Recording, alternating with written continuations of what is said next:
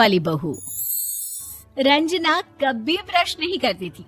उसे कितनी बार उसके माँ बाप ने डांटा, लेकिन उसका कोई असर उस पर होता ही नहीं था, जिस कारण से उसके दांत पीले पीले हो जाते हैं। शादी के बाद।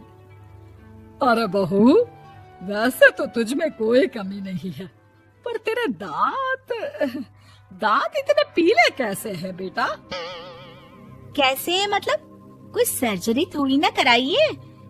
वो तो क्या नाम, मैं ब्रश नहीं करती थी तो पीले हो गए। अब क्या करूं? आप कहें तो लाल करवा लूं या फिर काले? यार ये क्या है, क्यों माँ से लड़ रही हो? लड़ रही हूँ? अरे मैं लड़ रही हूँ या ये बोल रही है कि दांत पीले हैं, पीले।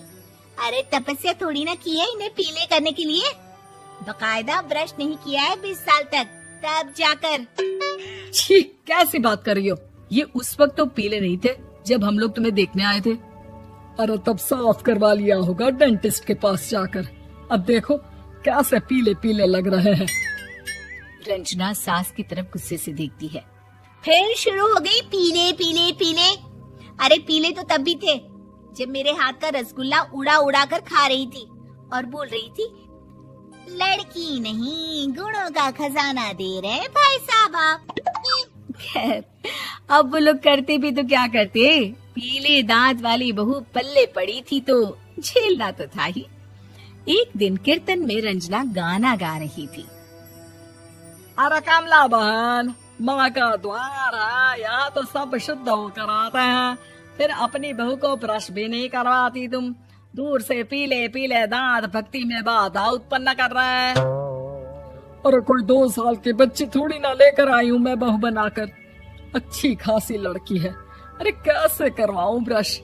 ये तो उसे खुद करना चाहिए ना। अब माँ बाप तो इसके जैसे तैसे निपटा दिए, ये नहीं सोचा कि सास कैसे संभालेगी। सास बहू को लेकर घर आ जाती है, लेकिन सोच लेती है कि अब इसे लेकर कहीं नहीं जाएगी। अगले रोज बहू कहती है, अरे क्या हो गया, मंदिर नहीं जाना क्या? कीर्तन का वक्त हो रहा है। मेरी मधुर वाणी से कान्हा जी जागते हैं और सोते हैं। आप तो जानती है ना उनकी भक्ति में कितना मन लगता है मेरा। वो क्या है ना, तबीयत ठीक नहीं लग रही है मेरी, आराम करूंगी मैं। तबीयत ठीक नहीं लग रही? अभी तो मिथुन के गाने पर नाच रही थी आप, और अब बोल रही है कि तबीयत ठीक नहीं लग रही।